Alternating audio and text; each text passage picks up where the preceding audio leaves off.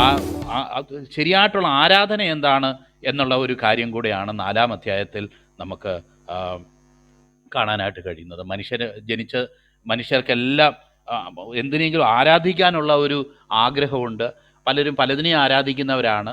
എന്നാൽ എന്താണ് ശരിയായിട്ടുള്ള ആരാധന? ദൈവത്തെ എന്ന് പറഞ്ഞു തന്നെ ആരാധനിക്കുകയും അത് ഞങ്ങളുടെ ആരാധനയാണ് ശരിയെന്ന് ക്ലെയിം ചെയ്യുകയും ഒക്കെ ചെയ്യുന്ന ഒത്തിരി ആരാധനകൾ, അത് മറ്റ് മതങ്ങൾ മാത്രമല്ല, ക്രിസ്തീയ ആരാധനകൾ തന്നെ പല വെറൈറ്റി ആയിട്ടുള്ളത് നമുക്ക് ഈ കാലയളവിൽ നമുക്ക് മനസ്സിലാക്കാനായിട്ട് കഴിയും.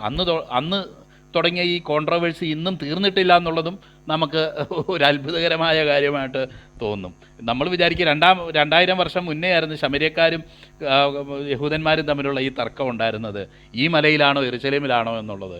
എന്നാൽ ഇന്നും അതുപോലുള്ള തർക്കങ്ങൾ പലതും നിലനിൽക്കുന്നു. കാരണം ചില വ്യക്തികൾ യഥാർത്ഥത്തിൽ ഇരുന്ന് ദൈവത്തിൻ്റെ വചനത്തിൽ പറയപ്പെട്ടിരിക്കുന്ന കാര്യങ്ങളെ ഗ്രഹിക്കാനും മനസ്സിലാക്കാനും കഴിയാതെ സൂപ്പർഫിഷ്യലായിട്ടുള്ള ചില ആശയങ്ങളും ലോകപ്രകാരമുള്ള ചില ആശയങ്ങളും വെച്ച് എന്താണ് വീണ്ടും ജനനം, എന്താണ് യഥാർത്ഥ ആരാധന, മനുഷ്യൻ്റെ ആത്മാവ് എന്താണ്, അല്ലെങ്കിൽ ദൈവത്തിൻ്റെ ഹിതം എന്താണ്, വചനത്തിൻ്റെ ആഴമായിട്ടുള്ള സന്ദേശം എന്താണ്, ഇതൊന്നും ഗ്രഹിക്കാതെ ലോകപ്രകാരമുള്ള ചില അണ്ടർസ്റ്റാൻഡിങ് വെച്ച് വലിയ വലിയ വലിയ ആധികാരികമായിട്ടുള്ള അഭിപ്രായങ്ങൾ പാസ്സാക്കുന്നത് ദിവസവും നമ്മൾ കണ്ടുകൊണ്ടിരിക്കുക.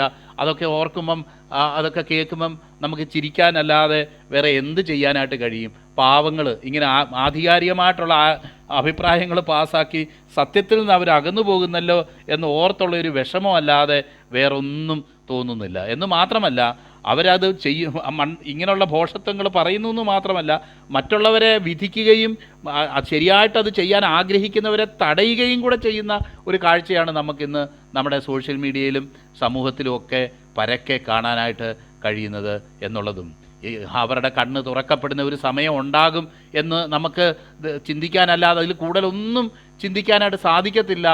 ദൈവസന്നിധി പ്രാർത്ഥിക്കാനായിട്ട് കഴിയത്തില്ല. കാരണം ഒരു പരിധി കൂടുതൽ ഒരു വ്യക്തിയെ ഇത്തരം കാര്യങ്ങളിൽ ബോധവാനാക്കാനോ അല്ലെങ്കിൽ നമുക്ക് ആ വ്യക്തിയെ കണ്ണ് തുറക്കാൻ തക്കവണ്ണം ചില ഹാർഷായിട്ടോ അങ്ങനെയുള്ള സ്റ്റേറ്റ്മെൻറ്റുകൾ നടത്താനോ നിലപാടുകൾ എടുക്കാനോ ഒക്കെ നമുക്ക് പരിമിതികളുണ്ട്, ബുദ്ധിമുട്ടുണ്ട്. അതുകൊണ്ട് അത് എന്നെങ്കിലും അവരുടെ കണ്ണുകൾ തുറക്കപ്പെടുമെന്നൊരു പ്രത്യാശയിൽ നമുക്ക് കാത്തിരിക്കുകയല്ലാതെ വേറെ വഴിയൊന്നുമില്ല എന്ന് പലപ്പോഴും അവർക്ക് വേണ്ടി ഈ ദിവസങ്ങളിൽ ഭാരത്തോടെ പ്രാർത്ഥിക്കാനായിട്ട് ദൈവം നമ്മളെ സഹായിക്കട്ടെ എന്ന് ഞാൻ ദൈവസന്നിധിയിൽ ഓർക്കുക. ഞാൻ ഇങ്ങനെയുള്ള പല അഭിപ്രായങ്ങൾ പറഞ്ഞു കേൾക്കുമ്പോഴും പ്രത്യേകിച്ച് പറയുന്ന ആൾക്കാർക്ക് വേണ്ടി ഒരു നിമിഷം ഞാനൊന്ന് കണ്ണടച്ച്, കർത്താവേ, ഈ പ്രിയപ്പെട്ടവനെ നീ സ്പർശിക്കണമേ, അവനെ സത്യത്തിലേക്ക് നടത്തണമേ എന്ന് ഞാൻ പ്രാർത്ഥിക്കാറുണ്ട് എന്നുള്ളതൊരു സത്യമാണ്. അപ്പം അതേ ചെയ്യാനായിട്ട് കഴിയത്തുള്ളൂ. അതിൽ കൂടുതലൊന്നും നമുക്ക് ചെയ്യാനായിട്ട് കഴിയത്തില്ല. കാരണം ഇത് നമ്മുടെ ബിസിനസ്സോ നമ്മുടെ കാര്യമൊന്നും അല്ല. ഇത് ജീവനുള്ള ദൈവത്തിൻ്റെ ഒരു വിഷയമായതുകൊണ്ട് കർത്താവ് തന്നെ ഇതിൽ പ്രവർത്തിച്ച് കർത്താവ് തന്നെ കാര്യങ്ങളിൽ ഇടപെടാനായിട്ട് നമുക്ക് ഏൽപ്പിച്ചു കൊടുക്കാമെന്നല്ലാതെ നമുക്ക് കൂടുതലൊന്നും പറയാനായിട്ട് കഴിയത്തില്ല. നോക്കിയാട്ടെ, ഇവിടെ കാണുന്നതായിട്ടുള്ള കാര്യം നമുക്കറിയാമല്ലോ. ഇതൊക്കെ വളരെ ഘനമേറിയ കാര്യങ്ങളാണ്. വിവരിക്കാനായിട്ട് വളരെ സമയവും ആവശ്യമാണ്. എന്നാൽ കഴിവതും കമ്പിവാചകങ്ങളിലാണ് പല കാര്യങ്ങളും പറഞ്ഞു നിർത്തുന്നത്. അതുകൊണ്ടാണ് സമയമില്ലായ്മ കൊണ്ടാണ് പലപ്പോഴും എന്ത് ചെയ്യുന്നത്, അല്ലെങ്കിൽ എന്തെങ്കിലും ഒരു അഭിപ്രായം പറഞ്ഞേച്ച് പോവുക എന്നുള്ളൊരു നിലയിൽ ഈ വചനങ്ങളെ നമ്മൾ വിവരിച്ച് പോയാൽ അത് കേൾക്കുന്നവർക്കോ പറയുന്നവർക്കോ ഒന്നും അത് പ്രയോജനമായിട്ട് തീരത്തില്ല. അതുകൊണ്ടാണ് ഒത്തിരി സ്പീക്കേഴ്സിനെയൊക്കെ നമ്മൾ എന്ത് ചെയ്യാത്തത്, പലപ്പോഴും അക്കോമഡേറ്റ് ചെയ്യാനായിട്ട് ചെറിയൊരു പ്രയാസം പലപ്പോഴും ഉണ്ടാകുന്നത്. വെറുതെ കയറിയ ഒരു അഭിപ്രായം നമ്മൾ പറയുന്നതിൽ കാര്യമില്ലല്ലോ എന്നുള്ളതും അതിൽ ഒരു ഫാക്ടറാണ് എന്ന് ഞാൻ ഓർപ്പിക്കുകയാണ്.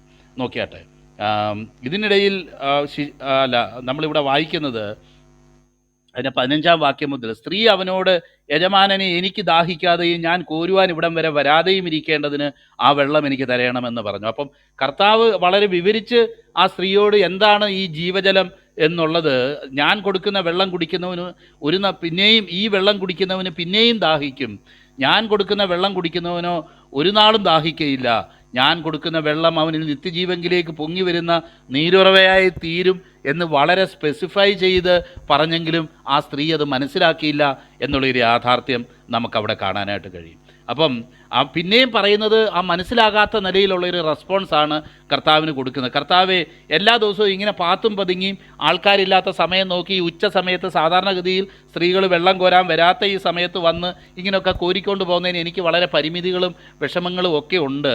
എന്നാൽ യജമാനനെ എനിക്ക് ദാഹിക്കാതെയും ഞാൻ കോരുവാൻ ഇവിടം വരെ വരാതെയും ഇരിക്കേണ്ടതിന് ആ വെള്ളം എനിക്ക് തരയണം എന്ന് പറഞ്ഞു. അപ്പോൾ ഈ ജീവനുള്ള വെള്ളം എന്നൊക്കെ പറയുമ്പോൾ യെരുശലേമിൽ ഇങ്ങനെ ഒഴുകുന്ന വെള്ളം എന്നും കൂടി ഒരു അർത്ഥമുണ്ട് എന്ന് ഞാനിങ്ങനെ ഒരു ദൈവദാസൻ അതിനെക്കുറിച്ച് പ്രസ്താവിക്കുന്നത് കേൾക്കാനായിട്ട് ഇടയായിട്ട് തീർന്നു. അപ്പോൾ ഈ കിണർ വെട്ടിയേക്കുന്നത് ഒരു പക്ഷേ ഒരു മണ്ണിലെ പാറയിൽ ഇങ്ങനെ വെട്ടി ആഴമായ ഒരു കിണർ കുഴിച്ച് അത് യാക്കോബും അവൻ്റെ മക്കളും ഒക്കെ അതിൽ നിന്ന് കുടിച്ചു പോരുന്ന ഒരു കിണറായിരുന്നു എന്ന് നമുക്കറിയാമല്ലോ. എന്നാൽ ഈ സ്ത്രീ കഴിഞ്ഞ ദിവസം നമ്മൾ കാണാനിടയായി തീർന്നു, ഇന്നും നമുക്ക് കാണാം ഇതുപോലുള്ള പല പാരമ്പര്യങ്ങൾ കൊണ്ടുവന്നിട്ട് ഞങ്ങൾക്ക് യാതൊരു കാര്യത്തിലും കുറവില്ല എന്നുള്ളതും, സംഗതി അവളുടെ ജീവിതം വളരെ താറുമാറായിട്ട് കിടക്കുന്നുണ്ടെങ്കിലും ആ പാരമ്പര്യം പറയുന്നതിൽ ഒരു പ്രശ്നവും ആ സ്ത്രീക്കില്ല. ഇന്നും നമുക്ക് കാണാൻ കഴിയുന്ന കാര്യം അതാ. ജീവിതം ചേറ്റുകുണ്ടിൽ കിടക്കുകയാണ്, പാപത്തിന് നടുക്കുഴിയിൽ കിടക്കുകയാണ്. നമ്മൾ പാട്ടുകളിലൊക്കെ പാടുന്നത് പോലെ ചേറ്റിലല്ലയോ കിടന്നത് ഓർത്ത് നോക്കിയാൽ നാറ്റമല്ലയോ വമിച്ചത് എൻ ജീവിതം എന്ന് പറയുന്നത് പോലെ ഉള്ളൊരു അനുഭവത്തിലാണ് കാര്യങ്ങൾ കടന്നു പോകുന്നത് എന്നറിയാം. എന്നാലും സ്വയം പുകഴ്ത്തുന്നതിന് ഒരു കുഴപ്പമില്ല, സ്വയം പൊക്കുന്നതിന് ഒരു കുഴപ്പമില്ല. ഇന്നും നമുക്ക് കാണാനായിട്ട് കഴിയും യേശു ആരാണ്, കർത്താവ് ആരാണ്, സുവിശേഷം എന്താണ് എന്നുപോലും മനസ്സിലാകാത്ത പല പ്രിയപ്പെട്ടവരും വാശി പിടിച്ചും വൈരാഗ്യം പിടിച്ചും കമൻറ്റിലും അതിലും ഇതിലും ഒക്കെ ഓരോരോ കാര്യങ്ങൾ എഴുതുമ്പം നമുക്ക് തോന്നിപ്പോകും, കർത്താവേ, ഈ വാശിയുടെയും വൈരാഗ്യത്തിൻ്റെയും വല്ല ആവശ്യമുണ്ടോ? യാഥാർത്ഥ്യം എന്താണെന്ന് ഒന്ന് തിരിച്ചറിഞ്ഞിരുന്നെങ്കിൽ ഇതുപോലെ ഒരിക്കലും പറയത്തില്ലായിരുന്നു. ജീവനില്ലാത്ത പാരമ്പര്യങ്ങൾക്കൊന്നും നമ്മെ രക്ഷിക്കാനായിട്ട് കഴിയത്തില്ല. ജീവനില്ലാത്ത പല കഥകളും കെട്ടുകഥകളും അല്ലെങ്കിൽ അങ്ങനെ അവിടെ നടന്ന അത്ഭുതങ്ങളെക്കുറിച്ചും കാര്യങ്ങളെക്കുറിച്ചും ഒക്കെ പറഞ്ഞുകൊണ്ട് നടന്നതുകൊണ്ട് ഒരു വ്യക്തി യഥാർത്ഥത്തിൽ ദൈവവുമായിട്ടുള്ള ബന്ധത്തിലേക്ക് വരത്തില്ല. ഈ അത്ഭുതം ചെയ്യുന്ന ഈ ദൈവവുമായിട്ട് ഉള്ള ബന്ധത്തിലേക്ക് കടന്നു വരികയും ലോകത്തിലെ ഏറ്റവും വലിയ അത്ഭുതമായിട്ടുള്ള വീണ്ടും ജനനത്തിൽ ആ അനുഭവത്തിലേക്ക് ഒരു വ്യക്തി പ്രവേശിക്കുകയും ചെയ്യുമ്പോഴാണ് യഥാർത്ഥത്തിൽ ആ വ്യക്തി കർത്താവിൻ്റെതായിട്ട് ബന്ധമുള്ളവനായിട്ട് തീരുന്നു. നമുക്കറിയാമല്ലോ, ഇന്ന് ദൈവത്തിന് വേണ്ടി തല്ലുപിടിക്കാനും ദൈവത്തിന് വേണ്ടി അവർക്ക് ദൈവത്തിനെ കൊണ്ടൊരു പ്രയോജനമില്ലെങ്കിൽ പോലും ദൈവത്തിന് വേണ്ടി രാഷ്ട്രീയം കളിക്കാനും ഒക്കെ നടക്കുന്ന ഒത്തിരി പേരെ നമുക്ക് കാണാം. എന്നാൽ നമ്മുടെ ദൈവത്തിന് അങ്ങനെയുള്ള രാഷ്ട്രീയക്കാരെയും ദൈവത്തിന് വേണ്ടി തല്ലുപിടിക്കാൻ നടക്കുന്നവരെയും എൻ്റെ ദൈവത്തെ പറഞ്ഞതുകൊണ്ട് ഞാനും തിരിച്ചു പറയും എന്നൊക്കെ പറഞ്ഞ് നടക്കുന്നവരെ ഒന്നും ദൈവത്തിന് ആവശ്യമില്ല. അത് വളരെ നമ്മൾ വ്യക്തമായിട്ട് മനസ്സിലാക്കണം. നമ്മുടെ ദൈവം റെസ്പോണ്ട് ചെയ്യുന്ന ഒരു രീതി അതല്ല എന്ന് മാത്രമല്ല, മനുഷ്യൻ്റെ ഒരു ഡിഫൻസ് കർത്താവിന് ആവശ്യമില്ല. ഈ പറയുന്ന ഓരോ വ്യക്തികൾ പറയുന്ന വാക്കുകളും അത് നമ്മുടെ കർണങ്ങളിൽ വീഴുന്നു എന്നുള്ളതിനേക്കാളും അധികമായിട്ട് കർത്താവിൻ്റെ കർണങ്ങളിൽ അത് വീഴുന്നു. അത് നമ്മൾ മനസ്സിലാക്കണം. ഞാൻ പലപ്പോഴും ഓർക്കാറുണ്ട്, പലപ്പോഴും പല നിലകളിൽ നിന്ദിക്കുകയും നിന്നാ വാക്കുകൾ കേൾക്കുമ്പോൾ സത്യത്തിലൊരു വിശ്വാസിയായിട്ട് ഒരു ബൈബിൾ പ്രസംഗിക്കുന്ന വ്യക്തിയായിട്ടിരിക്കുമ്പോൾ വിഷമമുണ്ട്. എന്നാൽ എനിക്ക് ഇത്രയും വിഷമമുണ്ടെങ്കിൽ ഇതിൻ്റെ ഓണർക്ക്, ഈ വചനത്തിൻ്റെ ഉടമസ്ഥന്, ഈ രക്ഷയുടെ നാഥന്, സകലത്തിനും ലാക്കും കാരണഭൂതനുമായവൻ എന്തുമാത്രം വിഷമിക്കും? അതിനേക്കാളും വിഷമാവൻ ഈ ലോകത്തിൽ സഹിച്ച് പാപികൾക്ക് വേണ്ടി തൻ്റെ ജീവനെ കൊടുത്ത കർത്താവാണ്. ആ കർത്താവ് ദീർഘക്ഷമയോടെ കാര്യങ്ങളെ കാണുകയും ഈ ഇങ്ങനെയുള്ള കാര്യങ്ങൾക്കെല്ലാം വിഷയങ്ങളിൽ ഇടപെടുകയും ചെയ്യുന്ന ഒരു ദിവസമുണ്ട്. അതുകൊണ്ട് നമുക്കും കർത്താവ് നമ്മുടെ രക്ഷയുടെ നായകൻ കാണിക്കുന്ന ആ ക്ഷമയുടെ വഴിയല്ലാതെ സൗമ്യതയും ഭയഭക്തിയും പൂണ്ട് അതിന് പല കാര്യങ്ങൾക്ക് ഉത്തരം നൽകുക എന്നുള്ളതല്ലാതെ അതിൽ കവിഞ്ഞ ഒരു നിലപാട് സ്വീകരിക്കാനായിട്ട് നമുക്കൊരിക്കലും സാധിക്കത്തില്ല എന്നുള്ളത് ദൈവസന്നിധി സന്ദർഭത്തിൽ ഞാൻ ഓർത്തു പോവുകയാണ്. അപ്പോൾ ഇവിടെ നമ്മൾ കാണുന്നത് അവൾക്കത് മനസ്സിലാകുന്നില്ല എന്നുള്ളതാണ് കാണുന്നത്. എന്നാൽ തുടർന്ന് അവരുടെ വ്യക്തിപരമായ ജീവിതത്തോട് കർത്താവ് ഇടപെടുന്നതും ആണ് നമുക്ക് തുടർന്ന് കാണാൻ കഴിയുന്നത്. നിൻ്റെ ഭർത്താവിനെ വിളിച്ചുകൊണ്ട് വരിക എന്ന് പറഞ്ഞപ്പോൾ, എനിക്ക് ഭർത്താവില്ല എന്ന് നീ പറഞ്ഞത് ശരി, 5 ഭർത്താക്കന്മാർ നിനക്കുണ്ടായിരുന്നു, ഇപ്പോൾ ഉള്ളവനോ ഭർത്താവല്ല, നീ പറഞ്ഞത് സത്യം തന്നെ എന്ന് യേശു പറഞ്ഞു. അപ്പോൾ ഒരു സ്ത്രീയോട് സാധാരണഗതിയിൽ ഒരു മാന്യായ ഒരു വ്യക്തിയോട് സംസാരിക്കുമ്പോൾ നമ്മൾ ചോദിക്കും, ഭർത്താവ് ഒരു പുരുഷനോടാണെങ്കിൽ ഭാര്യ എന്ത് ചെയ്യുന്നു, എത്ര മക്കളുണ്ട്, കുടുംബം എവിടെ, ഇതൊക്കെ നമ്മൾ സാധാരണ ചോദിക്കുന്ന ചോദ്യമാണ്. എന്ന് പറഞ്ഞ പോലെ ഒരു സ്ത്രീയോടാണെങ്കിലും ഭർത്താവ് എന്താ ചെയ്യുന്നത്, എന്താ ജോലി, ഈ കാര്യങ്ങളൊക്കെ ചോദിക്കുന്നവർ നിൻ്റെ ഭർത്താവിനെ വിളിച്ചോണ്ട് വാ. നമുക്കറിയാമല്ലോ കർത്താവ് എവിടെ തൊടണമോ അവിടെ തന്നെയാണ് തൊട്ടത് എന്നറിയാം. അവൾ പറയുകയാണ് 5 ഭർത്താക്കന്മാർ ഉണ്ടായിരുന്നു. ഇന്നത്തെ കാലമല്ല, അന്നത്തെ കാലമാണ്. അപ്പോൾ അന്നത്തെ കാലത്ത് ഇത്രയും അഡ്വാൻസ്ഡ് ആയിട്ടും ഇന്ന് നമ്മൾ ലിവിങ് ടുഗദർ എന്ന് പറയുന്ന പോലുള്ള ഒരു ജീവിതം ജീവിക്കുന്നവളുമായിരുന്നു ഈ വ്യക്തി എന്നുള്ളത് നമുക്ക് കാണാനായിട്ട് കഴിയും. കല്യാണം കഴിച്ച് മടുത്തു. അത് പരിശ്രമിച്ച് ഞാൻ മടുത്തു. ഇപ്പം ഞാനൊരു പുതിയ പരിപാടി ചെയ്തേക്കുക, കല്യാണമൊന്നും കഴിക്കുന്നില്ല, കൂടെ ഒരുത്തനെ അങ്ങ് താമസിപ്പിച്ചേക്കുക, അല്ലെങ്കിൽ അവൻ്റെ കൂടെ കയറി അങ്ങ് താമസിക്കുക. പിന്നെ വിവാഹം അല്ലെങ്കിൽ ഒരു കുടുംബജീവിതത്തിൻ്റെ ബെനിഫിറ്റ്സൊക്കെ എനിക്ക് വേണം, അതിൻ്റെ കമ്മിറ്റ്മെൻറ്റും അതിൻ്റെ റിസ്ക്കും എനിക്ക് വേണ്ട എന്ന് പറയുന്ന സ്ത്രീയെ നമുക്ക് കാണുമ്പോൾ അവളെ കുറ്റം വിധിക്കാൻ തോന്നുമെങ്കിലും ഇന്ന് വളർന്നു വരുന്ന പുതിയ തലമുറയുടെയൊക്കെ ഒരു മനോഭാവം ഇതുതന്നെയാണ്. പാശ്ചാത്യ ലോകത്ത് കൂടുതൽ പേരും ഈ ഒരു മനോഭാവത്തിൽ ആണ് വളരുന്നതെന്നും കല്യാണം കഴിച്ച് പിള്ളേരായി കഴിഞ്ഞിട്ട് കല്യാണം കഴിക്കുന്നതിന് മുന്നേ ഒരുമിച്ച് താമസിച്ച് പിള്ളേരായതിനു ശേഷം പിന്നെ കല്യാണം കഴിക്കുന്ന ആൾക്കാരും ഉണ്ടെന്ന് ഞാൻ കേട്ടിട്ടുണ്ട്. അപ്പൻ്റെ അമ്മയുടെയും വിവാഹത്തിന് പങ്കെടുക്കാനായിട്ട് കുഞ്ഞുങ്ങൾക്കും കൂടെ അങ്ങനെ ഒരു സുവർണാവസരം ലഭിക്കുന്നതായിട്ട് നമ്മൾ ചില ന്യൂസിലും അവിടെ ഇവിടെയൊക്കെ നമ്മൾ വായിച്ചിട്ടുണ്ട്. നോക്കണമേ, കുടുംബജീവിതത്തിൻ്റെ പവിത്രതയെ തകർത്ത് കളയുകയും ആ കുടുംബജീവിതത്തിലുള്ള കാരണം നമ്മൾ ഒരുപക്ഷെ ചില വ്യക്തികൾ കാണുന്നത് ശാരീരികമായിട്ടോ മാനസികമായിട്ടോ മറ്റു നിലകളിലോ അത് കൊണ്ട് ലഭിക്കുന്ന സുഖവും സന്തോഷവും അതിൻ്റെ മറ്റു ചില ബെനിഫിറ്റ്സിൽ അവരുടെ ശ്രദ്ധ വയ്ക്കുമ്പോൾ അതൊരു സമർപ്പണം കൂടെ ഉള്ള ഒരു കാര്യമാണ്, ഒരു കമ്മിറ്റ്മെൻറ്റും കൂടെ അതിനോട് ചേർന്നിട്ടുണ്ട് എന്ന് പലരും ചിന്തിക്കാറില്ല എന്നുള്ളതാണ് സത്യം. മാത്രമല്ല അതുകൊണ്ട് പലരും ഇത് എന്തിന് ഈ ബന്ധനം, എന്തിനൊരു പേപ്പറിൽ ഒപ്പിടുന്നു, എന്തിനൊരു ചരടിൽ കോർത്തിടുന്നു, അല്ലെങ്കിൽ അതിലാണോ ഈ ബന്ധം ഇരിക്കുന്നത് എന്നൊക്കെ പറഞ്ഞ് ആ ബന്ധത്തിൽ നിന്ന് ആ ബന്ധത്തിൽ ഏർപ്പെടാതെ ഞങ്ങൾക്ക് സൗകര്യമുള്ള സമയത്ത് ഈ ബന്ധത്തിൽ നിന്നങ്ങ് മാറും. ഇത് മറ്റ് മൃഗങ്ങളൊക്കെ ലോകത്ത് ജീവിക്കുന്നത് പോലെ ഒരു ദിവസം ഒരുമിച്ച് അങ്ങ് താമസിക്കുന്നു, ഒരു ദിവസം ഞങ്ങൾ തന്നെ പിരിയുന്നു. കുഞ്ഞുങ്ങൾ അത് മുഖാന്തരം ഉണ്ടാകുന്നത് എവിടെ പോയി എങ്ങനെ അതൊന്നും ഞങ്ങൾക്ക് വിഷയമല്ല എന്നുള്ളതാണ്. അത്ഭുതകരമായിട്ടുള്ളൊരു കാര്യമാണ്. കാരണം ഞാൻ എനിക്കറിയാമല്ലോ, ചെറുപ്പക്കാരുടെ ഇടയിലൊക്കെ ഇത് ചെയ്യുമ്പോൾ പലരോടും ഞാൻ ചോദിക്കാറുണ്ട്, അല്ല മോനെ വിവാഹം കഴിക്കാൻ ഞങ്ങൾ ആഗ്രഹിക്കുന്നില്ല, ഞാൻ യാത്ര ചെയ്യാൻ ആഗ്രഹിക്കുക. എന്തിനാ ഈ കഷ്ടപ്പാടും പ്രയാസവും ഒക്കെ ഈ കുഞ്ഞുങ്ങളെ വളർത്തുന്നതിൽ നിന്ന്? അപ്പോൾ കുഞ്ഞുങ്ങളെ വളർത്തുന്നത് കഷ്ടപ്പാടും പ്രയാസമാണെന്ന് ഇവർക്കറിയാം. കാരണം അവരെ വളർത്തിക്കൊണ്ട് വരുന്നതിൻ്റെ കഷ്ടപ്പാടും പ്രയാസവും അവർ കണ്ടുകൊണ്ടായിരിക്കുന്നത്. കാരണം പണ്ട് കാലത്ത് ഒരു പ്ലാസ്റ്റിക് സഞ്ചി, അതിലൊരു സ്ലേറ്റ്, ഒരു പെൻസിലും ഒരു ബുക്കും കൂടെ എടുത്ത് കയ്യിൽ കൊടുത്ത് വിടുന്ന കാലമല്ല ഇതൊന്നും. LKG ചേർക്കണമെങ്കിൽ തന്നെ 1000 അല്ലെങ്കിൽ ലക്ഷങ്ങൾ വേണ്ട ഒരു കാലഘട്ടത്തിലാണ് നമ്മൾ ജീവിക്കുന്നതെന്നും അങ്ങനെ ഇതൊക്കെ ആലോചിച്ച് നമുക്ക് എൻ്റെ ദൈവം തമ്പുരാനെ ഞാൻ എവിടുന്ന് ഇത് ഉണ്ടാക്കുമെന്ന് മാതാപിതാക്കൾ ചിന്തിക്കുകയൊക്കെ ചെയ്യുന്ന ഒരു കാലഘട്ടമാണ്. അപ്പോൾ ഇവിടെ പറയുക, നമുക്കറിയാമല്ലോ, ചിലർക്ക് കുഞ്ഞുങ്ങൾ വേണ്ട, ഇതുപോലൊക്കെയുള്ള തീരുമാനങ്ങൾ പലതും നമുക്ക് കാണാനായിട്ട് കഴിയും. ലിവിങ് ടുഗദർ ഇന്ന് നമ്മുടെ സമൂഹത്തിൽ ഇവിടെ ഇഷ്ടം പോലെ തുടങ്ങിയിട്ടുണ്ട്. മാത്രമല്ല ഇതിലൊക്കെ ചേര തിന്നുന്ന നാട്ടിൽ ചെന്നാൽ ചേരയുടെ നടുക്കണ്ടം തിന്നണമെന്ന് പറയുന്നത് ഇതിലൊക്കെ അഡ്വാൻസ് ചെയ്ത് നിൽക്കുന്ന സമൂഹവും ക്രിസ്ത്യാനികളാണ്. അതാ രസം. മറ്റുള്ള ആൾക്കാരൊക്കെ പോട്ടെ, ഇതിലൊക്കെ അഡ്വാൻസ് ചെയ്ത് നിൽക്കുന്ന ഒരു സമൂഹം എന്ന് പറയുന്നത് ദൈവത്തെ അറിയാതെ ജീവിക്കുന്ന ക്രിസ്ത്യാനികൾ തന്നെയാണ് ഇതിനൊക്കെ മുൻപന്തിയിലുള്ളത് എന്ന് തന്നെയാണ് ഞാൻ മനസ്സിലാക്കുന്നത്. പാശ്ചാത്യ ലോകത്ത് നമുക്ക് ഇതുപോലുള്ള ട്രെൻഡുകൾ കാണാനായിട്ട് കഴിയും. അപ്പം ദൈവം സ്ഥാപിച്ച ഒരു സ്ഥാപനമാണ് ഈ കുടുംബമെന്നും ഈ കുടുംബത്തെ നശിപ്പിക്കാനാണ് പിശാച് ഇന്ന് ഏറ്റവും അധികം ശ്രമിക്കുന്നതെന്നും പ്രത്യേകിച്ച് നമുക്കറിയാമല്ലോ. പ്രത്യേകിച്ച് ശുശ്രൂഷയിലും ദൈവകൃപയിലും നിൽക്കുന്ന ശുശ്രൂഷയുടെ മുഖത്ത് നിൽക്കുന്ന ദൈവദാസന്മാരുടെയും ദൈവദാസിമാരുടെയും കുടുംബങ്ങളെ തകർക്കാനായിട്ട് പിശാച് പ്രത്യേക നിലയിലുള്ള ഒരു ലക്ഷ്യം വെച്ചിട്ടുണ്ടെന്നുള്ള കാര്യം എന്നെ കേട്ടുകൊണ്ടിരിക്കുന്ന പ്രിയപ്പെട്ടവർ മറന്നുപോകരുത്. ശുശ്രൂഷയിലായിരിക്കുന്ന പ്രിയപ്പെട്ടവർ ചെറുപ്പക്കാർ മറന്നു പോകരുത്. കാരണം ഞാൻ അവളെ കെട്ടി, അവളിങ്ങനെ എൻ്റെ കെട്ടുമുട്ടി കിടന്നുള്ളൂ. നമ്മൾ ഈ മീനൊക്കെ പിടിച്ച് ഈ പാള കുത്തിയിട്ട് ഒരു മടക്കി ഒരു എന്തോ അതിന് ഒരു പേരുണ്ട്, കുട്ടമ്പാള എന്ന് ഏതാണ്ട് പറയുന്നതെന്ന് എനിക്ക് തോന്നുന്നു. ഇതിൻ്റെ ഉള്ളിൽ പിടിച്ചിട്ട് കഴിഞ്ഞാൽ ഇതിങ്ങനെ അതിൻ്റെ ഉള്ളിൽ കിടന്ന് കിടക്കടാന്ന് പിടച്ചുകൊണ്ടിരിക്കുന്നത്, അല്ലാതെ അതിൽ നിന്ന് പുറത്ത് ചാടത്തില്ല എന്ന് വിചാരിക്കുന്ന പോലെയാണ് കുടുംബജീവിതം.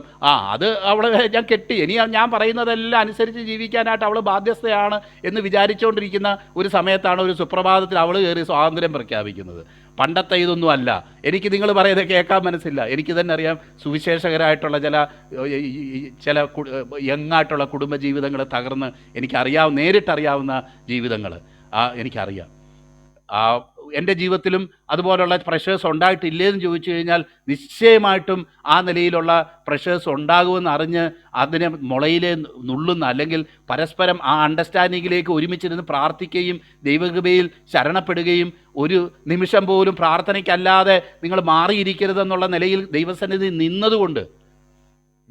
നിൽക്കാൻ കർത്താവ് ഇടയാക്കിയത് കൊണ്ട് എന്ന് മാത്രമേ എനിക്ക് പറയാനായിട്ടുള്ളൂ. അല്ലാതെ അതിൽ പ്രശംസിക്കാനായിട്ട് ഒന്നുമില്ല. പ്രിയപ്പെട്ടവരെ, ഈ ഇത് നമ്മൾ ഈ സ്ത്രീ പറഞ്ഞ ഈ കാര്യം അവൾ അത് വലിയൊരു വിഷയമാക്കുന്നില്ല. അവിടെ പറയുക ഇപ്പോഴുള്ളവരോ ഭർത്താവല്ല എന്ന് പറഞ്ഞപ്പോഴാണ് പറയുന്നത് ആ ഹാ ഹാ ഹാ. അപ്പം ഇത്തരം കാര്യങ്ങളൊന്നും ആരെയും വലിയ അലോസരപ്പെടുത്തുന്നില്ല, അവരെ ഒന്ന് അല്ലെങ്കിൽ ഒരു പ്രശ്നമാണ് ചിന്തിക്കുന്നില്ല. ഇതൊക്കെ സംഭവിച്ചിട്ടും കൂളായിട്ട് പാരമ്പര്യവും പറഞ്ഞുകൊണ്ടങ്ങ് നടക്കുക. ഞാൻ ഓർക്കുന്നുണ്ട്, ചിലപ്പം നമ്മളൊക്കെ ദൈവമക്കളായിട്ടുള്ള നമ്മുടെ അനുഭവം അറിയാം. നമുക്ക് സ്നേഹിച്ചുകൊണ്ടിരുന്ന ആരോടെങ്കിലും ഒന്ന് മുഖം കറുത്ത് സംസാരിച്ചാൽ തന്നെ നമുക്കന്ന് ഉറക്കം വരാത്ത ദിവസമാണ്. അതാ ദൈവം നമുക്ക് തന്നേക്കുന്ന മനസാക്ഷി. ആരെങ്കിലും ഒരു ചെറിയ കാര്യത്തിൽ ഒരു വർത്തമാനം പറയുന്നതിൽ ഒന്ന് തെറ്റിപ്പോയാൽ നമുക്കതൊന്ന് നിരപ്പ് പ്രാപിക്കാതെ അത് നമുക്ക് നേരെ ഒന്ന് ശ്വാസം വിടാൻ പറ്റാത്ത ഒരവസ്ഥയാണെങ്കിൽ, ഇത്രയെല്ലാം വിഷയങ്ങൾ ഉള്ളിൽ വെച്ചിട്ട് അതൊന്നും അതിലൊന്നും നിരപ്പ് പ്രാപിക്കാതെയും അതിനൊക്കെ ഒരു വേണ്ടുവണ്ണമുള്ള ക്രമീകരണം പ്രാപിക്കാതെ ഒരു മനുഷ്യരെ എങ്ങനെ നടക്കാനായിട്ട് കഴിയുന്നു? അത് കൂളായിട്ട് നടക്കുക. അപ്പം ഇന്നുള്ള പല മനുഷ്യരുടെയും ഒരു മുൻകാല പ്രതിനിധിയായിട്ട് നമുക്ക് ഈ സ്ത്രീയെ വേണമെങ്കിൽ എടുക്കാം എന്നൊരു അഭിപ്രായം മാത്രം ഞാൻ പറഞ്ഞുകൊണ്ട് ഞാൻ അവിടുന്ന് മുന്നോട്ട് പോകാനായിട്ട് ഞാൻ ആഗ്രഹിക്കുകയാണ്. അപ്പോൾ കർത്താവോട് നീ ഉടനെ കർത്താവ് നേരത്തെ ദേവദാസൻ പറഞ്ഞ പോലെ നീ പ്രവാചകനാകുന്നു, സർട്ടിഫിക്കറ്റും കൊടുത്തു. ചില ആൾക്കാർക്ക് ഈ സർട്ടിഫിക്കറ്റ് കിട്ടിയാൽ പിന്നെ അത് മതി. ഉപദേശിമാർക്ക് ആ സിസ്റ്റർ എന്നെക്കുറിച്ച് നല്ല അഭിപ്രായം പറഞ്ഞു, വളരെ ബഹുമാനിച്ച് എന്നെ ആ സിസ്റ്റർ വിളിക്കുന്നത്, അത് നല്ല സർട്ടിഫിക്കറ്റും കൂടെ തന്നു എന്ന് അവിടെ അഭിമാനിക്കത്തക്കവണ്ണം ഒരു പ്രതികരണമാണ് ആ സ്ത്രീ നടത്തുന്നത് എന്ന് നമുക്ക് കാണാം. എന്നാൽ പിന്നെ ആരാധനയെക്കുറിച്ച് ഉള്ള ഒരു കാര്യമാണ് പറയുന്നത്. സമയം വളരെ ലിമിറ്റഡ് ആയതുകൊണ്ട് ഞാൻ ആ ഒരു കാര്യത്തെക്കുറിച്ച് ചില കാര്യങ്ങൾ ഇവിടെ പ്രസ്താവിക്കാനായിട്ട് ഞാൻ ആഗ്രഹിക്കുകയാണ്. നോക്കിയാട്ടെ, ഇന്നും ഈ ആരാധനയെക്കുറിച്ചുള്ള പല കോൺട്രവേഴ്സിയും നമ്മുടെ ഇടയിലും സോഷ്യൽ മീഡിയയിലും ഒക്കെ നടന്നുകൊണ്ടിരിക്കുന്ന ഒരു കാലത്താണ് നമ്മളൊക്കെ ഇരിക്കുന്നത്. അപ്പം ഞാൻ പെട്ടെന്നൊരു ഉപമ ഇങ്ങനെ ആലോചിച്ചു പോയി. ഒരു വല്യപ്പച്ചൻ അല്ലെങ്കിൽ ഒരു വലിയൊരു കുടുംബത്തിൻ്റെ ഒരു നായകനായിരുന്ന ഒരു വ്യക്തി, അദ്ദേഹം ജീവിച്ചിരുന്ന തലമുറയിൽ അദ്ദേഹം എങ്ങനെയായിരിക്കണം എൻ്റെ കുടുംബം, എൻ്റെ മക്കൾ എങ്ങനെയായിരിക്കണം, എൻ്റെ കൊച്ചുമക്കൾ എങ്ങനെയായിരിക്കണം എന്നൊക്കെ അദ്ദേഹം ആഗ്രഹിക്കുകയും അതൊരു പുസ്തകത്തിൽ എഴുതി വെച്ചെന്ന് നമ്മളൊന്ന് വിചാരിച്ച് നോക്കിക്കുകയും, എന്നിട്ട് ചില തലമുറകൾ കഴിഞ്ഞ ശേഷം, കുറേ തലമുറകൾ കഴിഞ്ഞ ശേഷം ആ കൊച്ചുമക്കളുടെ താഴെയുള്ള ചില ആൾക്കാർ അവരെടുത്തത് വായിച്ചു നോക്കിയപ്പം അവർക്ക് മനസ്സിലായി നമ്മുടെ അപ്പച്ചൻ എഴുതി വെച്ചതുപോലൊന്നും അല്ല ഇതിൽ ഇന്ന് നമ്മൾ ജീവിക്കുന്നത്. അതുകൊണ്ട് നമ്മുടെ അപ്പച്ചൻ എഴുതി വെച്ചതുപോലെ തിരിച്ചു വരണം എന്ന് അവർ പറഞ്ഞുകൊണ്ട് അതിനുവേണ്ടി ഒരു പരിശ്രമം നടത്തി. അങ്ങനെ അപ്പച്ചൻ എന്താണോ അതിൽ എഴുതി വെച്ചത് അതിലേക്ക് തിരിച്ചു വന്നു കഴിഞ്ഞാൽ ആരാണ് ശരിക്കും അപ്പച്ചൻ്റെ ഫോളോവർ? ഇന്ന് നടക്കുന്ന പല തർക്കങ്ങളും കണ്ടു നോക്കുമ്പം നമുക്ക് പെട്ടെന്ന് തോന്നിപ്പോകും. ഞാനതിലൊന്നും ഒരു അഭിപ്രായം പറയാനോ ഒരു പക്ഷം പിടിക്കാനോ ഞാൻ ശ്രമിക്കുകയല്ല. എന്നാൽ തന്നെ തർക്കത്തിനല്ല, ഒരു അഭിപ്രായം ഞാൻ പറയുന്നതെന്ന് മാത്രമേ ഉള്ളൂ. സഭാപിതാക്കന്മാർ അല്ലെങ്കിൽ അപ്പോസ്തലന്മാർ, കർത്താവ് ഒന്നും നിങ്ങളുടെ ഒന്നും അല്ല ഞങ്ങളുടേതാണ് എന്ന് ആർക്കാണ് അങ്ങനെ പറയാനായിട്ട് കഴിയുന്നത്? ഞാൻ നോക്കിയിട്ട് ദൈവത്തിൻ്റെ വചനം എഴുതിയേക്കുന്നത് കൂടുതൽ ഇപ്പോൾ തിയോഫിലോസിന് എഴുതിയിട്ടുണ്ട് 2 ലേഖനം. അല്ല, ഈ പറഞ്ഞ ലൂക്കോസിൻ്റെ സുവിശേഷവും അപ്പോസ്തല പ്രവൃത്തിയും. അതുപോലെ ഗായോസിന് എഴുതിയിട്ടുണ്ട്, എഫേസിലെ സഭയ്ക്ക് എഴുതിയിട്ടുണ്ട്, കൊളോസിയയിലെ സഭയ്ക്ക് എഴുതിയിട്ടുണ്ട്, ചില വ്യക്തികളെ അഡ്രസ്സ് ചെയ്ത് എഴുതി. ഇവർക്കൊക്കെയാണ് സത്യത്തിൽ ഇത് എഴുതിയേക്കുന്നത്. ഓണർ ഓഫ് ദ എപ്പിസ്റ്റിൽ അല്ലെങ്കിൽ അതിൻ്റെ ഉടമസ്ഥരാണെന്ന് ചോദിച്ചാൽ ഇവരെ നമ്മൾ പോയി കണ്ടുപിടിക്കേണ്ടി വരും. ഏത് വ്യക്തികൾക്കോ ഏത് പ്രാദേശിക സഭകൾക്കോ ആണ് ഇത് എഴുതിയെങ്കിൽ അവരെ പോയി കണ്ടുപിടിക്കേണ്ടി വരും. അപ്പം ഒരുമിച്ച് ഒരു കുടുംബമായിട്ട് നിന്ന് ഇങ്ങനെ പോകുന്ന ഒരു അവസരത്തിൽ 1-ാം നൂറ്റാണ്ടിൽ എഴുതപ്പെട്ടേക്കുന്ന ലിഖിതമായിട്ടുള്ള കാര്യങ്ങൾ അത് എഴുതി വെച്ചിട്ടുണ്ട്. അതിൽ നിന്ന് ഡീവിയേറ്റ് ചെയ്ത് ക്രമേണ ഡീവിയേറ്റ് ചെയ്ത് മാറി പോയിട്ട് ചില വർഷങ്ങൾ കഴിഞ്ഞപ്പം മനസ്സിലായി ഈ 1-ാം നൂറ്റാണ്ടിൽ എഴുതി വെച്ച കാര്യങ്ങളൊന്നുമല്ല. മാർട്ടിൻ ലൂതർ റോമർക്ക് എഴുതുന്ന ലേഖനം വായിക്കുകയും അത് പഠിപ്പിക്കുകയും ചെയ്തപ്പോൾ അദ്ദേഹത്തിനൊരു കാര്യം മനസ്സിലായി. പ്രവൃത്തി മുഖാന്തരമോ ചില കർമ്മങ്ങൾ മുഖാന്തരമോ അല്ല രക്ഷ, അത് വിശ്വാസത്താലാണ് രക്ഷയെന്ന് റോമർക്ക് എഴുതുന്ന ലേഖനത്തിൽ എഴുതി വെച്ചിട്ടുണ്ട് എന്ന് അദ്ദേഹത്തിന് വ്യക്തമായിട്ട് മനസ്സിലായി. ആ വ്യക്തമായിട്ട് മനസ്സിലായ നിലയ്ക്ക് അദ്ദേഹം, എൻ്റെ അറിവ് ശരിയാണെങ്കിൽ അദ്ദേഹം പഠിപ്പിച്ചുകൊണ്ടിരുന്നതോ ആയിട്ടുള്ള ആ സെമിനാരിയിൽ അദ്ദേഹം അവിടെ അത് ഒരു എഴുതി വെച്ചു എന്നാണ് ഞാൻ കേട്ടിട്ടുള്ളത്. അതിൽ നിന്നുള്ള ചില കൺവിക്ഷൻസ്. അപ്പം അദ്ദേഹം എഴുതി വെച്ചത് എന്താ? 1-ാം നൂറ്റാണ്ടിൽ പൗലോസ് റോമർക്ക് എഴുതുന്ന ലേഖനത്തിൽ എഴുതിയ ചില കാര്യങ്ങളുടെ അടിസ്ഥാനത്തിലുള്ള കൺവിക്ഷൻസാണ് എഴുതി വെച്ചിരുന്നത്. അതുതന്നെയാണ് ഇന്ന് അതിനെ എതിർത്തവർ പോലും ഉയർത്തി പറയുന്നത്. അതെ, അദ്ദേഹം വിശ്വാസത്താലാണ് രക്ഷ എന്ന് തന്നെയാണ് അവരും പറയുന്നത്. അപ്പോൾ ആദ്യം അത് പറഞ്ഞപ്പോൾ അംഗീകരിച്ചില്ല. അപ്പോൾ തെറ്റിപ്പിരിഞ്ഞോ അല്ലെങ്കിൽ പ്രൊട്ടസ്റ്റ് ചെയ്തു പോയതല്ല. ഒന്നാം നൂറ്റാണ്ടിലെ ദൈവസഭയിലും ഒന്നാം നൂറ്റാണ്ടിലെ റെക്കോർഡ്സിൽ കർത്താവ് പറഞ്ഞതിൻ്റെ അടിസ്ഥാനത്തിൽ, അപ്പോസ്തലന്മാർ പറഞ്ഞതിൻ്റെ അടിസ്ഥാനത്തിൽ ഇതാണ് സത്യം എന്നവർ മനസ്സിലാക്കുകയും ആ ഒന്നാം നൂറ്റാണ്ടിൽ കർത്താവും അപ്പോസ്തലന്മാരും തുടർന്ന് ഉള്ള സഭാപിതാക്കന്മാരും പറഞ്ഞതായിട്ടുള്ള അനുഭവത്തിലേക്ക് നമ്മൾ കടന്നു വരണം എന്നുള്ളൊരു അനുഭവത്തിൽ അവർ അത് റിസ്റ്റോർ ചെയ്യുക മാത്രമാണ് ചെയ്തത്. അപ്പോൾ ആരാണ് യഥാർത്ഥത്തിൽ ഈ കർത്താവ് പറഞ്ഞ കാര്യം അനുസരിക്കുന്നത്, അനുകരിക്കുന്നത്? സഭാപിതാക്കന്മാർ നമുക്കറിയാമല്ലോ, തുടർന്ന് രണ്ടാം നൂറ്റാണ്ടിലും മൂന്നാം നൂറ്റാണ്ടിലും ഒക്കെ കടന്നു വരുമ്പോൾ അവർ ഡീവിയേറ്റ് ചെയ്ത് ചില കാര്യങ്ങളിൽ പോകുന്ന കാര്യങ്ങളൊക്കെ നമുക്കറിയാം. എല്ലാ കാര്യങ്ങളും അനുകരണീയമല്ല. അവർക്ക് ചില അഭിപ്രായ വ്യത്യാസങ്ങളും കാര്യങ്ങളൊക്കെ ഉണ്ടായിട്ടുണ്ട്. അവരും മനുഷ്യരായിരുന്നു. അതേസമയം പ്രധാനപ്പെട്ട കാര്യങ്ങളിൽ ദൈവത്തിൻ്റെ വചനത്തിൻ്റെ ആ അതോറിറ്റിയെക്കുറിച്ചും ദൈവത്തിൻ്റെ വചനത്തിൻ്റെ ദൈവശാസ്ത്രീയതയെക്കുറിച്ചും ഒന്നും അവർക്ക് ഭിന്നാഭിപ്രായങ്ങൾ ഇല്ലായിരുന്നു എന്ന് നമുക്ക് കാണാനായിട്ട് കഴിയും. ഞാൻ എൻ്റെ ഒരു അഭിപ്രായം ആ കാര്യത്തിൽ ഞാൻ പറഞ്ഞെന്ന് മാത്രമേ ഉള്ളൂ. ഞാനതാ വിശ്വസിക്കുന്നത്. കാരണം ആരെങ്കിലും ഏതെങ്കിലും സമയത്തെ ചരിത്രത്തെ ആരെങ്കിലും എടുക്കാനായിട്ട് ആഗ്രഹിക്കുന്നെങ്കിൽ ഒന്നാമത്തെ നൂറ്റാണ്ടിലെ ചരിത്രമാണ് ഏറ്റവും അതോറിറ്റേറ്റീവ്, ഒത്തൻറ്റിക്കുമായിട്ടുള്ളത്. അതിനെയാണ് നമ്മൾ ഏറ്റവും മൂല്യവത്തായിട്ട് കണ്ട് നമ്മളതിനെ പിൻഗമിക്കേണ്ടതായിട്ടുള്ള ഇതെന്ന് ഞാൻ പറയാനായിട്ട് ആഗ്രഹിക്കുക. അപ്പോൾ നേരത്തെ പറഞ്ഞ പോലെ ഒരു ബിൽഡിങ്ങിനുള്ളിൽ കൂടുന്നോ അല്ലെങ്കിൽ ഞങ്ങൾ പ്രത്യേക ചില മതത്തിൻ്റെ ചില ചിഹ്നങ്ങൾ അണിയുന്നോ ഇതൊന്നുമല്ല. ഹൃദയത്തിൻ്റെ ഉള്ളിൽ ഈ അനുഭവത്തെ ഏറ്റവും വലുതായിട്ട് കാണുകയും അതിനെ പിൻപറ്റുന്നവരും ആരാണെന്നുള്ളതാണ് ചോദ്യം. അത് ആർക്കുമാകാം. അത് ഒരു പ്രത്യേക വിഭാഗത്തിൽപ്പെടുന്ന ഒരു വ്യക്തി ആയിക്കൊള്ളണം എന്നില്ല. എന്നാൽ കർത്താവും അപ്പോസ്തലന്മാരും ഉദ്ദേശിച്ചതാണോ ഇന്ന് നിവർത്തിക്കപ്പെടുന്നത്, അതാണോ ഇന്ന് അനുവർത്തിക്കപ്പെടുന്നത് എന്നതാണ് പ്രധാനപ്പെട്ട ചോദ്യം. അല്ല എങ്കിൽ ആ കർത്താവും അപ്പോസ്തലന്മാരും ഉദ്ദേശിച്ച അവർ നിർദ്ദേശിച്ചതായിട്ടുള്ള രീതിയിൽ നമ്മുടെ ജീവിതം ചിട്ടപ്പെടുത്തുകയും ക്രമീകരിക്കപ്പെടുകയും വേണം എന്നുള്ളതാണ് യാഥാർത്ഥ്യം. അവിടെ വലിയ തർക്കം നടക്കുക. ഈ മലയിലാണോ യെരുശലേമിലാണോ? നമുക്കറിയാമല്ലോ, ഇന്നലെ ദൈവദാസൻ അത് പറഞ്ഞു. ഗെരിസീം മലയിൽ അതിന് സൻബല്ലത്തും ഒക്കെ ചേർന്ന് അവിടെ വേറൊരു ആലയം ഉണ്ടാക്കുകയും വേറെ ചില കാര്യങ്ങൾ അവർ ആചാരാനുഷ്ഠാനങ്ങൾ നടത്തുകയും ഒക്കെ ചെയ്തതായിട്ടുള്ള കാര്യം നമുക്കറിയാം. എന്നാൽ ഇതാ ആ നിലയിലുള്ള എല്ലാ ഡിഫറൻസസിനെയും മാറ്റി ഈ മലയിലുമല്ല യെരുശലേമിലുമല്ല സത്യ നമസ്കാരികൾ പിതാവിനെ ആത്മാവിലും സത്യത്തിലും നമസ്കരിക്കുന്ന നാഴിക വരുന്നു, ഇപ്പോൾ വന്നുമിരിക്കുന്നു എന്ന് കർത്താവ് അവിടെ പറഞ്ഞേക്കും. നോക്കിയാട്ടെ, നമുക്കറിയാമല്ലോ ഒരു ആരാധന എന്ന് പറയുമ്പോൾ ഞാൻ എപ്പോഴും അതിനെ കാണുന്നത് ശരീരം കൊണ്ട് ആരാധിക്കാം. ശയന പ്രദക്ഷിണം ചെയ്യുന്നു, ശരീരത്തിൽ ചില പ്രത്യേക ഇതൊക്കെ ചെയ്തിട്ട് ആരാധിക്കുന്നവരുണ്ട്, മനസ്സുകൊണ്ട് ആരാധിക്കുന്നവരുണ്ട്, ശരീരം കൊണ്ട് മാത്രമല്ല മനസ്സുകൊണ്ട് ആരാധിക്കുന്നവരുണ്ട്. എന്നാൽ ആത്മാവ് കൊണ്ട് ദൈവത്തെ ആരാധിക്കണം. കാരണം ദൈവത്തിൻ്റെ സ്വരൂപത്തിൽ നമ്മുടെ ഉള്ളിലുള്ള ദൈവസാദൃശ്യമായി സൃഷ്ടിക്കപ്പെട്ടിരിക്കുന്നത് നമ്മുടെ ആത്മാവ്. ഈ ആത്മാവിന് മാത്രമേ ആത്മാവാകുന്ന ദൈവവുമായിട്ട് ബന്ധപ്പെടാനായിട്ട് കഴിയത്തുള്ളൂ. അപ്പം ദൈവം ആഗ്രഹിക്കുന്നത് ഒരു വ്യക്തി ശരീരം കൊണ്ട് അവൻ ദൈവത്തെ ആരാധിക്കാൻ ശ്രമിക്കുന്നതോ അവൻ്റെ മനസ്സുകൊണ്ട് ചില ആശയങ്ങൾ കൊണ്ട് അത് ദൈവത്തെ സ്വാംശീകരിച്ച് അങ്ങനെ ദൈവത്തെ പ്രാപിക്കാനായിട്ട് അവൻ്റെ മനസ്സിൻ്റെ ശക്തി കൊണ്ടും ബുദ്ധിശക്തി കൊണ്ടും അവൻ്റെ അന്വേഷണ തൃഷ്ണ കൊണ്ടും ഒക്കെ അന്വേഷിക്കാൻ ശ്രമിക്കുന്നതോ അല്ല ആരാധന. അങ്ങനെ സാധിക്കത്തില്ല. മനുഷ്യൻ അവൻ്റെ മനസ്സ് വെച്ചിട്ട് ഒരിക്കലും ദൈവത്തെ പ്രാപിക്കാനായിട്ട് കഴിയത്തില്ല. ശരീരത്തിലെ ചില കാര്യങ്ങൾ വെച്ച് ദൈവത്തെ അനുഭവിക്കാനും അറിയാനുമായിട്ട് കഴിയത്തില്ല. എന്നാൽ അവൻ്റെ ഉള്ളിൽ ദൈവാനുരൂപമായി സൃഷ്ടിക്കപ്പെട്ടിരിക്കുന്നതും പാപനിമിത്തം ഇന്ന് ദൈവവുമായിട്ട് ബന്ധപ്പെടാൻ കഴിയാത്തതുമായിട്ടുള്ള ഒരു ആത്മാവ് അവനുണ്ട്. ഈ ആത്മാവിലാണ് വിടുതൽ ആവശ്യമായിരിക്കുന്നത്. കഴിഞ്ഞ ദിവസം ഒരു പ്രിയപ്പെട്ടവൻ, ഞങ്ങൾ ഈ അഡോണ സിസ്റ്ററൊക്കെ ഇരുന്ന ഒരു ഗ്രൂപ്പിൽ ചോദിച്ചു, അല്ല ഈ യാഗം കഴിക്കുന്നത് എന്തിനാ? നമുക്കറിയാമല്ലോ പഴയ നിയമ യാഗങ്ങൾ അത് ആരാധിക്കാനായിരുന്നോ വേറെ എന്തിനെങ്കിലും ആരും. അപ്പോൾ നിശ്ചയമായിട്ടും ഒരു വ്യക്തി, നമുക്കറിയാം യാഗങ്ങൾ ദൈവത്തിൻ്റെ വചനത്തിൽ എഴുതപ്പെട്ടിട്ടുണ്ട്. ദൈവവുമായിട്ടുള്ള ബന്ധത്തിലില്ലാത്ത വ്യക്തിക്ക് ദൈവവുമായിട്ടുള്ള ബന്ധത്തിൽ വരാനായിട്ടുള്ള യാഗങ്ങൾ 2 നമ്മൾ വായിക്കുന്നുണ്ട്. അതുപോലെ തന്നെ ദൈവവുമായിട്ടുള്ള ബന്ധത്തിൽ വന്നതിന് ശേഷം ആ ബന്ധം മെയിൻറ്റെയിൻ ചെയ്തു പോകുന്ന ചില യാഗങ്ങളെക്കുറിച്ചും നമ്മൾ ദൈവത്തിൻ്റെ വചനത്തിൽ ലേവ്യ പുസ്തകത്തിൽ നമ്മൾ വായിക്കുന്നുണ്ട്. അതിൻ്റെ ഓരോരോ കാര്യങ്ങൾ അത് പല നിലകളിൽ അതിനെ ചെയ്യാനായിട്ട് കഴിയുന്ന രീതികളും അവിടെ വിവരിച്ചിട്ടുണ്ട്. അപ്പോൾ ദൈവവുമായിട്ട് ബന്ധമില്ലാത്ത ഒരു വ്യക്തിക്ക് ആദ്യം ദൈവവുമായിട്ടുള്ള ബന്ധം വേണം.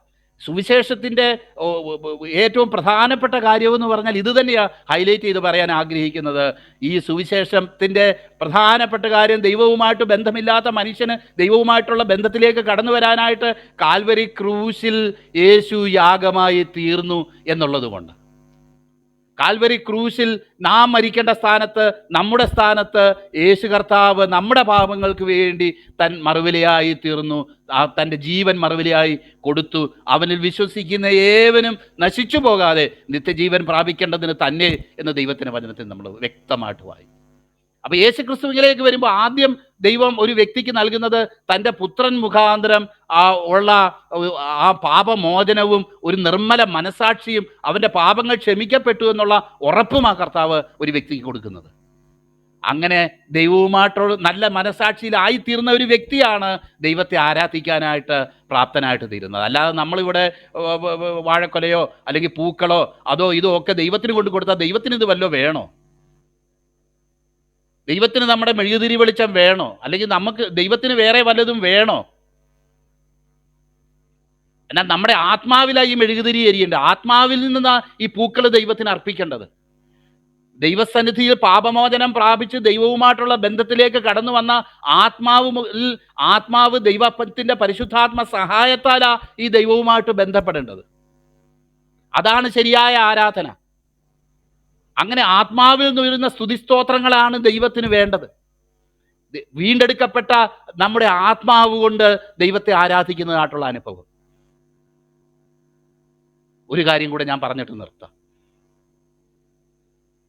പല ആൾക്കാരും പറയും, എനിക്ക് കോൺസെൻട്രേഷൻ കിട്ടാൻ വേണ്ടി എൻ്റെ മുന്നിൽ ഒരു കാര്യം വെച്ചേക്കുക. അത് വേറൊന്നിനുമല്ല, കോൺസെൻട്രേഷൻ. വിശ്വാസിയായിട്ടുള്ള ചിലരുടെ വീട്ടിൽ ചെന്നപ്പം ഞാൻ കണ്ടിട്ടുണ്ട് ഇതുപോലുള്ള കാര്യങ്ങൾ. അവിശ്വാസികളെ വീട്, ബെന്തിക്കോസുകാർ എന്ന് പറയുന്നവരുടെ വീട്ടിൽ ചെന്നപ്പം അതെന്തിനാ സിസ്റ്ററെ അവിടെ വെച്ചേക്കുന്നത്? അതെൻ്റെ മോക്ക് ഒരു കോൺസെൻട്രേഷൻ കിട്ടാൻ വേണ്ടി വെച്ചേക്കുവാന്ന്. ആയിക്കോട്ടെ. അപ്പം ആർക്കായി ഈ കോൺസെൻട്രേഷൻ വേണ്ടത്? ഒരു കണ്ണുകൊണ്ട് നോക്കി ഒരു രൂപത്തെ നോക്കിയിരിക്കുന്ന ഒരു വ്യക്തിക്ക് കോൺസെൻട്രേഷൻ വേണം. മനസ്സുകൊണ്ട് ചില ആശയങ്ങൾ വെച്ച് മനസ്സുകൊണ്ട് ദൈവത്തെ പ്രാപിക്കാൻ പോകുന്ന ഒരു വ്യക്തിക്ക് കോൺസെൻട്രേഷൻ വേണം. ദൈവത്തിൻ്റെ പരിശുദ്ധാത്മ സഹായത്താൽ ദൈവത്തെ ആരാധിക്കാനും മഹത്വപ്പെടുത്താനും കഴിയുന്ന ഒരു വ്യക്തിക്ക് കോൺസെൻട്രേഷൻ എന്ന് പറയുന്ന ഒരു വിഷയം വരുന്നില്ല. ഏത് തിരക്കിൻ്റെ ഇടയ്ക്കും, ഏത് കടലാനയുടെ വയറ്റിൽ കിടന്നും, ഏത് ഭാഗത്ത് കിടന്നും അവന് ദൈവവുമായിട്ട് ബന്ധപ്പെടാനും ദൈവത്തെ വിളിക്കാനും ഉള്ള കോൺസെൻട്രേഷൻ. അവനെ ദൈവവുമായിട്ട് ബന്ധപ്പെടുന്നത് അവൻ്റെ എഫർട്ടോ അവൻ്റെ മനസ്സിൻ്റെ ശക്തിയോ അല്ല, മറിച്ച് ദൈവത്തിൻ്റെ പരിശുദ്ധാത്മ ശക്തിയാ അവനെ ദൈവവുമായിട്ട് ബന്ധപ്പെടുത്തുന്നതായിട്ടുള്ള കണക്റ്റിംഗ് ലിങ്ക്. ആ പരിശുദ്ധാത്മ നിറവ് പ്രാപിച്ചവൻ പരിശുദ്ധാത്മാവിൻ്റെ ശക്തിയാൽ ദൈവത്തെ ആരാധിക്കുന്ന അനുഭവം മനുഷ്യന് വിഭാവനം ചെയ്യാൻ കഴിയുന്നത് പോലും അല്ല. ഏതവസ്ഥയിലും, ഏത് സാഹചര്യത്തിലും, ഏത് കാലാവസ്ഥയിലും എവിടെ കിടന്നും ദൈവത്തെ മഹത്വപ്പെടുത്തുവാനായിട്ട് തന്നെ വീണ്ടെടുക്കപ്പെട്ട തൻ്റെ പാപങ്ങൾ ക്ഷമിക്കപ്പെട്ടു എന്ന് ഉറപ്പുള്ള ഒരു ദൈവത്തിൻ്റെ പൈതലിന് സാധിക്കും. അതാണ് ആത്മാവിലുള്ള ആരാധന എന്ന് ദൈവത്തിൻ്റെ വചനത്തിൽ പറഞ്ഞേക്കും. അപ്പോൾ അവന് ഈ കോൺസെൻട്രേഷൻ എന്ന് പറയുന്ന വിഷയം വരുന്നില്ല. വേറൊരു കാര്യം ഞാൻ പറയാം. ഇങ്ങനെ കോൺസെൻട്രേഷന് വേണ്ടി തൻ്റെ മുന്നിൽ എന്തെങ്കിലുമൊക്കെ വെച്ച് ഇങ്ങനെ നോക്കിയിരുന്ന് കോൺസെൻട്രേഷന് വേണ്ടി നോക്കിയിരിക്കുന്ന ഒരു വ്യക്തി. ഞാൻ എൻ്റെ രക്ഷിക്കപ്പെടുന്നതിന് മുന്നേ ഞാൻ എൻ്റെ ജീവിതത്തിൽ ചില കുറവുകളൊക്കെ ഉണ്ടാകുമ്പം ഞാനിങ്ങനെ ഒരു വട്ടം വരച്ച് അതിൻ്റെ നടുക്ക് വേറൊരു വട്ടം വരച്ച് നടുക്കൊരു ബിന്ദു ഇട്ട് ഇങ്ങനെ ഒരു പ്രത്യേക ആസനത്തിലിരുന്ന് അതിലേക്ക് ഇങ്ങനെ നോക്കിയിരിക്കുമായിരുന്നു എന്നെ നിയന്ത്രിക്കാൻ. എന്നാൽ ഈ ബിന്ദുവിലേക്ക് നോക്കിയത് കൊണ്ടൊന്നും ജീവിതം നിയന്ത്രിക്കപ്പെട്ടില്ല. യേശുക്രിസ്തുവിലേക്ക് വന്നപ്പോഴാണ് ജീവിതം രൂപാന്തരപ്പെടാനിടയായി തീർന്നത്. അപ്പം അതിനുശേഷം എനിക്ക് കോൺസെൻട്രേഷൻ്റെ വിഷയമില്ല. ഏത് കൊടുങ്കാറ്റിൻ്റെ നടുക്കും, ഏത് ജനത്തിരക്കിൻ്റെ നടുക്കും, ഏത് സാഹചര്യത്തിൽ നിന്നുകൊണ്ട് എൻ്റെ ദൈവത്തിങ്കിലേക്ക് എൻ്റെ ഹൃദയം ഉയർത്തി അപ്പച്ചാ പിതാവേ എന്ന് ഏത് സാഹചര്യത്തിലും വിളിക്കാനായിട്ട് എനിക്ക് സാധിക്കുന്നു എന്നുള്ളതാണ് ദൈവത്തിൻ്റെ പരിശുദ്ധാത്മാവിൽ എനിക്കിന്ന് ദൈവസന്നിധി ലഭിച്ചേക്കുന്ന ദൈവത്തോടുള്ളൊരു ആക്സസ്, ദൈവസന്നിധിയിലുള്ളൊരു പ്രവേശനം. അപ്പം ഇങ്ങനെ കണ്ണിൻ്റെ മുന്നിൽ ഇങ്ങനെ വെച്ചിരിക്കുന്ന ഒരു വ്യക്തിക്ക് എന്നെങ്കിലും അവൻ ആത്മാവിൽ ദൈവത്തെ ആരാധിക്കാൻ കഴിയുമോ? എൻ്റെ അഭിപ്രായം കഴിയത്തില്ല. കാരണം അവൻ്റെ ഏറ്റവും വലിയ തടസ്സം അവൻ്റെ മുന്നിൽ വെച്ചിരിക്കുന്ന ഈ സംഭവം അതിന് തടസ്സം. ദൈവത്തിലേക്ക് എത്താനെന്നുള്ള രീതിയിൽ ഈ ദൈവത്തിൻ്റെ പ്രമാണങ്ങളെ ലംഘിച്ച് വെച്ചേക്കുന്ന ആ വിഗ്രഹമാവന് തടസ്സം. കാരണം അവനെ ഒരു മാനസിക തലത്തിലോ ബുദ്ധിപരമായ തലത്തിലോ ജഡത്തിൻ്റെ തലത്തിലോ ദൈവവുമായിട്ട് ബന്ധപ്പെടാനല്ല ദൈവം അവനെക്കുറിച്ച് ആഗ്രഹിക്കുന്നത്. അവൻ്റെ ഉള്ളിലുള്ള അവൻ്റെ മനസ്സുകൊണ്ടും ശരീരവും കൊണ്ടുമല്ല, അവൻ്റെ ഉള്ളിലുള്ള അവൻ്റെ ആത്മാവ് ദൈവത്തിൻ്റെ പരിശുദ്ധാത്മ സഹായത്താൽ ദൈവത്തോട് ബന്ധപ്പെടണം എന്നാണ് ദൈവം ആഗ്രഹിക്കുന്നത്. അതാണ് ആത്മാവാകുന്ന ദൈവവുമായിട്ടുള്ള യഥാർത്ഥ ആരാധന. രക്ഷ യഹൂദന്മാരുടെ ഇടയിൽ നിന്നല്ലോ വരുന്നത് എന്ന് കർത്താവ് അവിടെ വ്യക്തമാക്കി അവരോട് പറയുക. നിങ്ങളുടെ തർക്കവും വാദവും ഒക്കെ വിട്. യഥാർത്ഥത്തിലുള്ള അതിൻ്റെ സ്വരൂപവും അതിൻ്റെ കാര്യം അറിഞ്ഞ് അത് ഈ രക്ഷ വരുന്നത് യഹൂദന്മാരുടെ ഇടയിൽ നിന്ന് ആ രക്ഷയായ കർത്താവ് തന്നെയാണ് അവിടെ നിന്ന് സംസാരിക്കുന്നത് എന്ന് നമുക്കറിയാം. പഴയ നിയമകാലങ്ങളിൽ ഈ യാഗങ്ങളും കാര്യങ്ങളും ഒക്കെ നടത്തുമ്പോൾ താൽക്കാലികമായിട്ടുള്ളൊരു സംതൃപ്തി, പാപങ്ങൾ ക്ഷമിക്കപ്പെട്ടു, മറയ്ക്കപ്പെട്ടു എന്നുള്ളൊരു നിലയിൽ കാര്യങ്ങൾ ഉണ്ടെങ്കിൽ തന്നെ അത് നിലനിൽക്കുന്ന ഒരു കാര്യമായിരുന്നില്ല എന്ന് നമുക്ക് കാണാൻ. എന്നാൽ നമ്മളെ എന്നേക്കുമായിട്ട് ദൈവവുമായിട്ടുള്ള ബന്ധത്തിൽ കടന്നു വരാനും എന്നേക്കുമായിട്ട് ആ ബന്ധത്തിൽ തുടരാനും നിത്യത വരെയും അണമുറിയാത്ത ബന്ധമായിട്ട് അത് കടന്നു പോകാനും തക്കവണ്ണം പുതിയ ഒരു ജീവനുള്ള പുതുവഴി നമുക്ക് വേണ്ടി തുറന്ന് നമ്മുടെ കർത്താവായ യേശു ക്രിസ്തു നമുക്ക് വേണ്ടി ഇന്നും നമുക്ക് വേണ്ടി ജീവിക്കുന്നു. നമുക്കിന്ന് ബാഹ്യമായിട്ടുള്ള എന്തെങ്കിലും കാര്യങ്ങളുടെ ആവശ്യം ഒന്നുമില്ല നമുക്ക് ദൈവവുമായിട്ട് ബന്ധപ്പെടാൻ. കാരണം നമ്മുടെ കർത്താവ് തന്നെ നമ്മളെ കൈപിടിച്ച് ദൈവസന്നിധിയിലേക്ക് കൊണ്ടുപോവുകയും ആ പരിശുദ്ധാത്മ സഹായത്താൽ അനേക നിലകളിലുള്ള ആ കൊടുങ്കാട്ടിൽ ആ പത്മോസിൻ്റെ ഏകാന്തതയിൽ പോലും ആത്മവിവശനായി എന്ന് നമ്മൾ വായിക്കുന്നത് പോലുള്ള ആ നിലയിൽ നമ്മളെ നടത്താനായിട്ട് നമ്മുടെ കർത്താവിന് കഴിയും. അതിന് നമ്മുടെ കർത്താവ് ശക്തനാണ് എന്നുള്ളതാണ് എനിക്ക് ഈ ഭാഗത്തുനിന്ന് പറയാനായിട്ടുള്ളത്. അതുകൊണ്ട് ദൈവം എന്തുകൊണ്ട് ഈ വിഗ്രഹാരാധനയെ അരുത് എന്ന് ദൈവത്തിൻ്റെ വചനത്തിൽ പറഞ്ഞിരിക്കുന്നു? കാരണം ഒരു മനുഷ്യനുമായിട്ട് ശാരീരിക തലത്തിലോ മാനസിക തലത്തിലോ അല്ല, അവൻ്റെ ആത്മതലത്തിൽ അവനുമായിട്ട് സംസാരിക്കാനാണ് കർത്താവ് ആഗ്രഹിക്കുന്നത്. അതിന് ഏറ്റവും വലിയ തടസ്സം ഇതുപോലുള്ള കാര്യങ്ങൾ നമ്മൾ ജീവിതത്തിൽ വെക്കുന്നതാണ് എന്നുള്ളത് ഞാൻ പറഞ്ഞുകൊണ്ട് ഈ ദിവസങ്ങളിൽ നമുക്ക് ആത്മാവിലും സത്യത്തിലും തന്നെ ദൈവത്തെ അന്വേഷിക്കാനും ആരാധിക്കാനും മഹത്വപ്പെടുത്താനുമായിട്ട് കർത്താവ് നമ്മളെ സഹായിക്കട്ടെ എന്ന് പ്രാർത്ഥിച്ചുകൊണ്ട് ഞാൻ എൻ്റെ വാക്കുകളിൽ നിന്ന് വിരമിക്കുന്നു.